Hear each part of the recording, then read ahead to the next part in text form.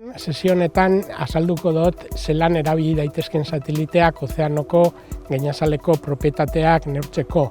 Hori bereziki garrantzitsua da, hainbat tokitan, oso bizi ez diren tokietan, neurtu ahal izateko, adibidez, ozeano barearen erdian, Antartidaren inguruan eta hor jende gutxi bizi da eta hala ere neurketak behar ditugu.